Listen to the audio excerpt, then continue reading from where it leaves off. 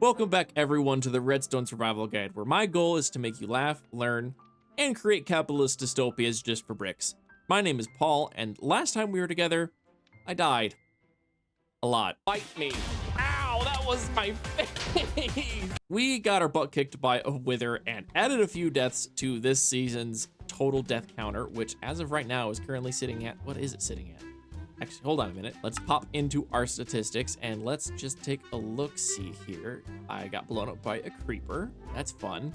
I got killed by an iron golem. I don't want to talk about it. I've been killed by a skeleton 4 times. That seems on brand, although it seems I have also taken my vengeance with the skeleton farm, so I'm not too upset there. Ignore these. This is not true. Never happened. I am a good noodle. 2 deaths by a warden, 4 deaths by a wither, and 1 wither skeleton. And I believe that takes my death total up to 13. That's a lucky number. So needless to say, there have been a few hours burned getting gear back and everything, but we do have some new tools and new weapons, so we should be good to go for another tussle with a wither. But before I entertain that idea, I've been a little bit busy working on some stuff from last episode that needed to get tuned up. So let's head down to the slime farm where I have been a busy bee. And yes, I did automate the process of getting to the slime farm because I am lazy. I did the American thing and took the exercise out of it. All right, so let's talk slime farm because this thing is a complete and utter failure. And I am not upset about that. I discovered a couple issues with this thing as I was going. And the main one is that slimes, the big ones, they're bigger than 2 blocks. And I allocated enough space. You can see the campfires. It's a 2-block wide space, and my assumption was that they'd wander off, they'd fall down, they'd cook, whatever. But now I've got this extra hole, and that's because the big slimes, the chunky boys, they're exactly 2.08 blocks wide and tall. They're just ever so slightly a sliver larger than what I had like space for them to fall down.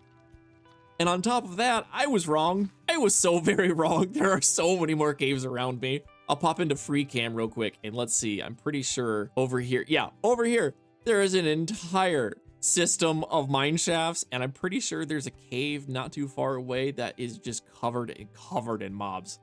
I'll hit F3 and B and I'll zip around real quick. Yep.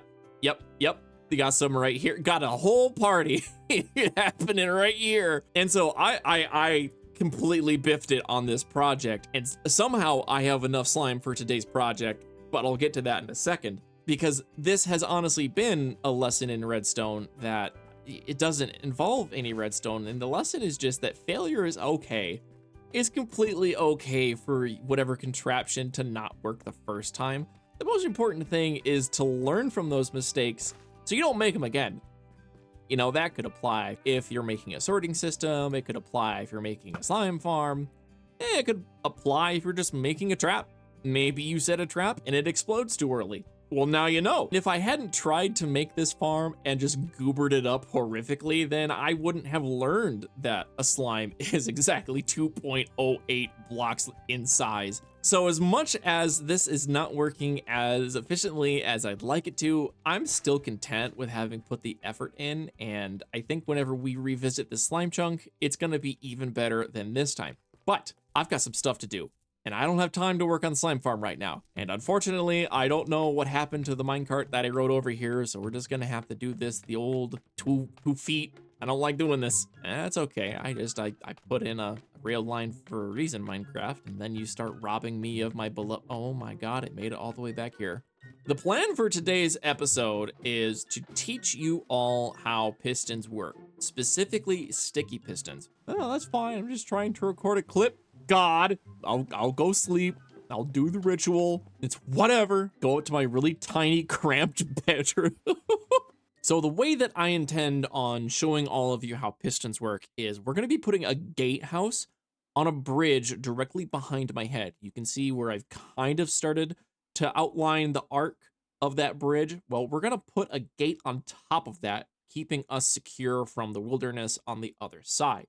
The reason I want to do that is because I intend on expanding the village on the other side of the valley and kind of incorporating it into our design that we've got going over here. Now, I'm gonna change this so it's not brick because it blends into the road. I'm not a fan of that blending into the road. Not changing the main house. Maybe I should change the road. I don't know. I've been on a builder kick in between episodes, and so I might decide to keep it. I might maybe replace it all with tough or something of that nature. I'll probably also add another gate, maybe right here, to keep villagers from coming over to the home area. And then I'll put a gate on the far side to keep them from wandering into the birch forest, currently housing a wither. The in-between gate is going to keep villagers from wandering too close to the iron farm, because actually, if we have villagers nearby and they gossip and they spawn a golem, then that's going to keep these guys from spawning a golem if these guys detect it. So I need to keep villagers and golems away from this place if I want it to keep working. Also, I haven't seen a golem in a while. Oh, nope, never mind. There's one right there. He's having a bad time. We'll leave him to that. So yeah, I'm gonna grab some building materials and I'm gonna get this first gatehouse built, and then we'll jump into redstone mode so I can explain what I'm doing with the sticky pistons.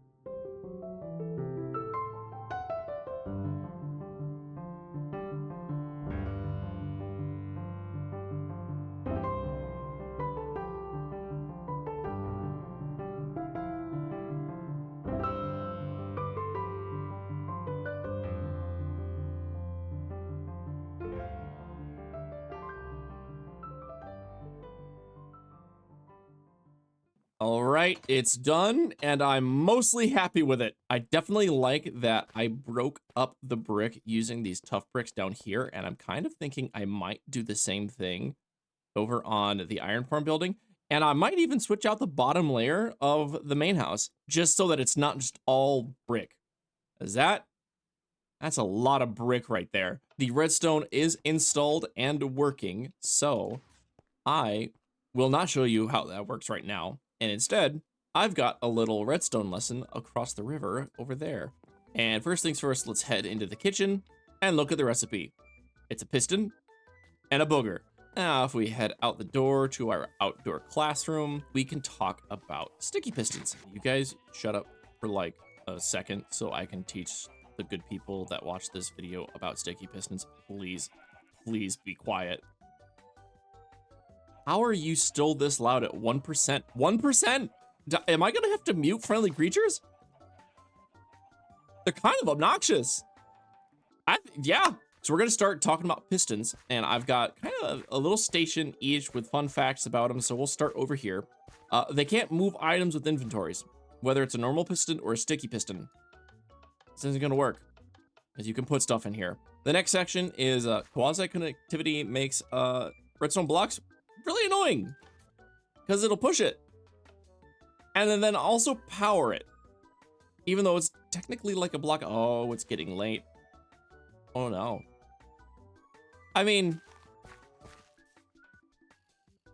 nothing's gonna come out of the woods and kill me, right? It should be fine. So we'll move on to the next sign. Okay, now that one's done, we can talk about this one. You can use pistons to redirect rails. So let's see, for example, you've got a rail line going this way, and then you suddenly need this one for whatever reason to go off in that direction, like you're redirecting a minecart. It'll change direction. And this is probably the most iconic thing with sticky pistons, is that if you power them with one tick, and I should probably explain that right now. The way that time works in Minecraft is you've got these things called ticks. And so certain redstone components also function using ticks. So for example, a stone button, whenever you flick it, is going to be on for multiple ticks. Oh, it looks like he's holding the sign. He's trying to tell you that pistons, both sticky and clean, can oh, there he goes. Can push up to 12 blocks. Look, that's a stack of 12 blocks. It pushed it. So back over here, stone buttons, whenever you push them, they're on for a couple ticks and then they turn off. But there are ways that you can power a piston for less than 1 tick. This would be multiple ticks because it's a lever. It stays on for however long you need it. But over here, what would typically be a 2-tick signal if it just went from redstone straight into this, because of this piston, it's only going to power it for 1 tick, and that means our sticky piston spits out its block. Very, very useful, and that's because the signal itself is cut off by this piston activating. Pistons will activate in 1 tick, and so in 1 tick, this signal's gonna get cut off. So only 1 tick of that signal will make it through this gravel block and into the piston itself. So we can hit that button and it'll scoop up its block, hit the button again, and it'll spit it out. And this is the most unique and probably useful redstone thing that you can use sticky pistons for, is being able to move blocks and either retract them via the multiple tick stuff, or spit them out and grab them again like that using the 1 tick stuff. This is another example of the 1 tick stuff. The gravel is not necessary. That just keeps the note block from playing a sound. But an observer watching a note block, 1 tick. A little bit more compact than that version, so this could fit better in some redstone contraptions. But I think overall, that's about everything that I think I could cover in pistons right now. I don't know if we will get to this later this episode, but we'll also talk about comparators, repeaters, and I'll probably do redstone dust and torches at the same time. And I'll set up kind of another little outdoor classroom talking about those. Ow! Oh, it's a child! Ah! I'm gonna go sleep, and then I'll explain the redstone of the bridge. So the gate itself is relatively simple. I did not go super crazy with it. These aren't 1 tick pistons. Sometimes they're on, sometimes they're off. Very, very simple, easy to build. And over here, you can see the guts of the thing. What I'm doing is I've got a redstone signal coming from this comparator into this block. Does this even need to be a target block? I don't even think it needs to be a target block. Actually, let me see if it functions if it doesn't have a target block there, because I'm pretty sure it will.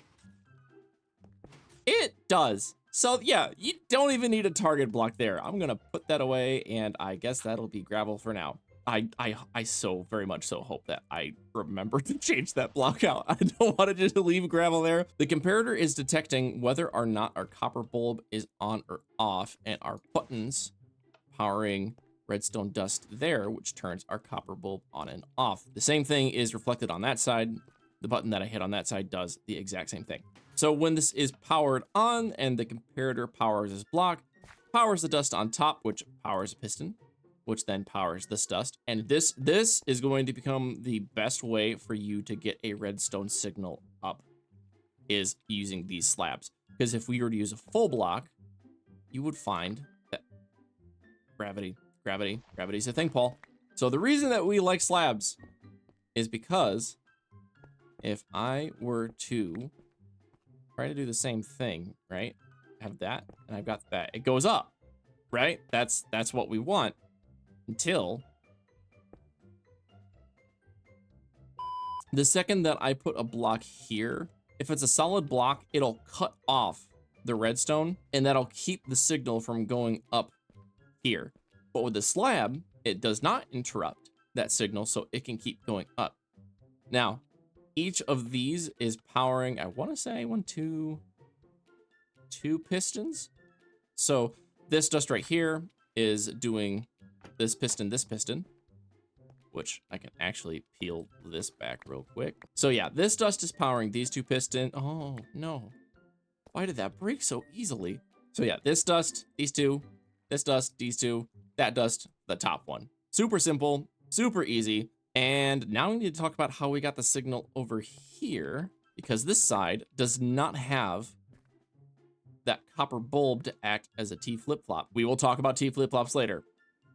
Not right now. So part of the reason the underside of this is so abysmally ugly is because one, I needed a dirt bridge so that I could use my feet, and two, I needed a way to get the signal from this side of the bridge over to this side of the bridge, and I could have gone over the top, but getting a signal down is a little bit harder than getting a redstone signal to go up. So I decided to have it go through the bottom, so I'm gonna have to find a way to make the bottom of this pretty. This block has a bit of redstone dust on top of it, and when that redstone dust gets powered, it powers the block, which a repeater can suck that signal from inside the block and throw it off that way. And this repeater puts that signal in this block. That signal over there then does the exact same thing with this little redstone elevator staircase thingamajig. Turns on all of the pistons and repeats the same process. But because there are some repeaters, there's technically like a 1 tick delay between the two sides. You can kind of see it. They don't open at the exact same time, but that's fine. I don't foresee that being a problem in any way, shape, or form. And all in all, that means that this bad boy is done. And you officially know everything that you need to know about sticky pistons, unless I've missed something. It is with a very heavy heart that I have some bad news, and we're gonna have to head over to the village down the river in order to deliver that. In previous episodes over here in this village, I became very, let's just say I became very attached to a particular villager who I previously named Rooftop Ronald. And I regret to inform you that Rooftop Ronald vanished some days ago, and he has yet to appear. I don't know where he went. He left no notes. There's no evidence as to what has happened, and I can only assume the worst. So in his memory, I'm going to build a small memorial, and we're going to observe a minute of thoughtful contemplation.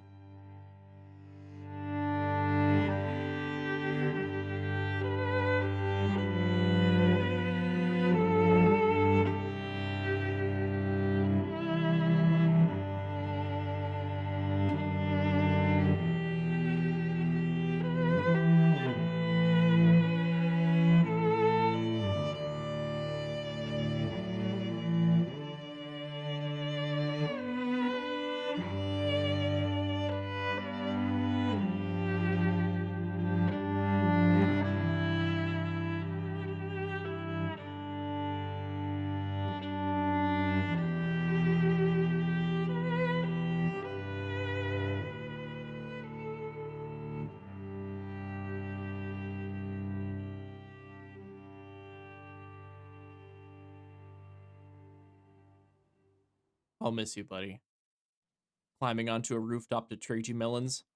It's a fond memory.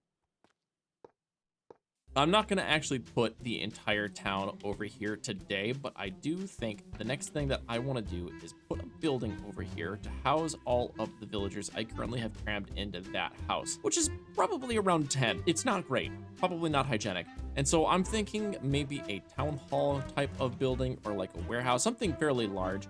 I'll put that over here on this side of the river, move our villagers from that house over, and then we'll start getting some tools and weapons from them for a wither fight. So let's get building.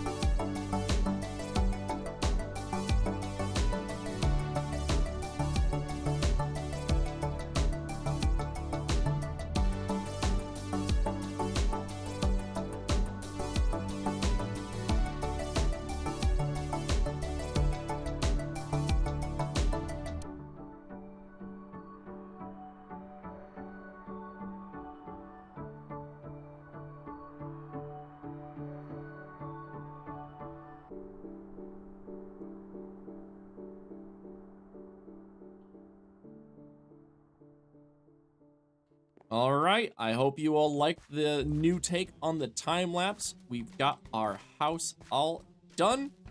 Got a little bit more detailing to do on the outside and on the inside, but it is functional in keeping villagers safe and warm and cozy. And I think it'll fit in the aesthetic, especially once we add some more detail and we've got some more buildings. It'll tie in really well to what we've got down the river. Inside, we've got all of our villagers and different stations around. There is this little outdoor balcony bit. As far as I know, they aren't able to jump off the side. There have been a couple that have been thinking about it, but nobody's jumped yet. So as far as I know, they're all in there. They're all safe. There's a cat now, and I'm gonna name that cat Whiskers. Whiskers, you're not allowed to go missing. But I think what I'll do is put the, can I put a bell up here? I can. Perfect. Okay. So now when they do with their meetings, they should do it down here where they've got more than enough room to do so. And I can do some trading, which means that my last big project before going off and fighting the Wither is done. So all that there is left to do is get some backup gear going and get to work, because just this way, across this river, there's a Wither flying in the sky that needs to be dealt with, and I'm dealing with it. All right, it's the day after I built that. It's the morning, I've had my coffee, I've got tools back at the house, just in case this doesn't go well. It's a shame that this has been off limits for like 3 weeks now, because it's really pretty over here. All right. Oh, that's the birch forest. Somewhere in this forest is El Diablo. This is such a pretty... Oh no, God. It's oddly peaceful. Oh, this is starting to look familiar. This is horrifying. Not knowing where he is, but knowing that he's here. Okay, so we have evidence of the tragedy. Oh, my old pants. Cool. Okay. So he's chilling right there. Don't like that. Don't like the height that he's currently at.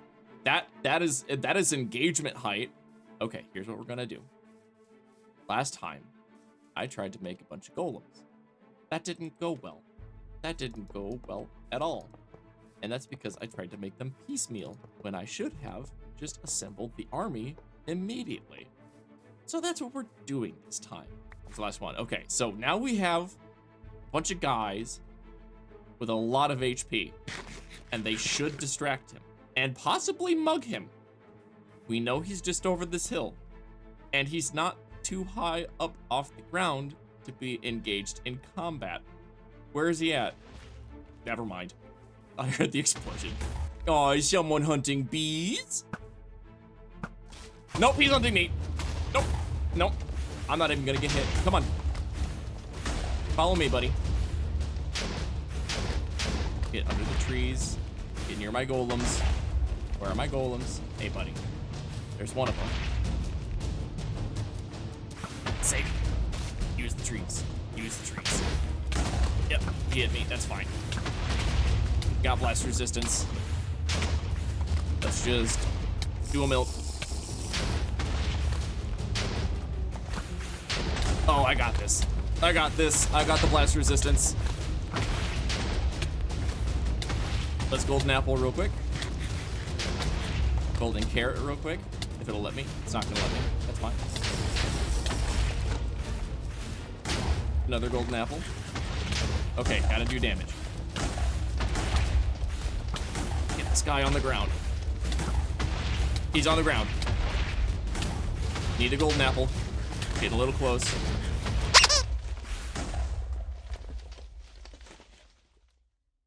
Vengeance! I will not stand for this time! Where's the backup gear? I am so upset. I scared my cats. Ooh. Ooh, I'm upset. We're throwing hands. Oh. What? What? That's another star.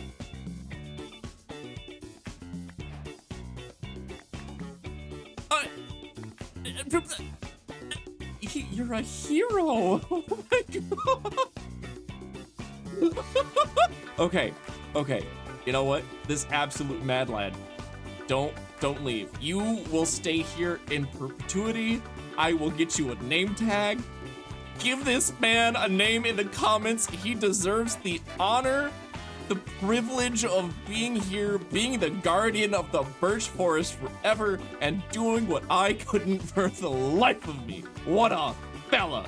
Holy crap. Huh. Well, okay. I got another star. I'll go home. I'm gonna edit this and call it a day. I'm so happy with this, I'm giddy. You're a very fast horse. Come with me, friend. Come on. Hey, look at me, stupid. Come on. Come on. Where'd the third one come from? I'm beginning to regret this decision. I did not expect horses, of all creatures, to be the most difficult thing to lead around, because everything else is too slow to keep up. This idiot is stuff in his face. Well, I didn't go according to plan, but I've got another star. I'm happy. I need to get a name tag from a villager across the river because I need to name that golem. If any of you have a good name for the savior of that birch forest, you let me know. If not, I'm gonna give him a stupid name. On that note, I have completed everything that I set out to do this episode. I hope you enjoyed. If you learned something or you laughed, hit that like button. And if you want to be here for some more shenanigans, hit the subscribe button as well. On that note, I hope you all have a lovely rest of your days, and I will see you all later. Toodles!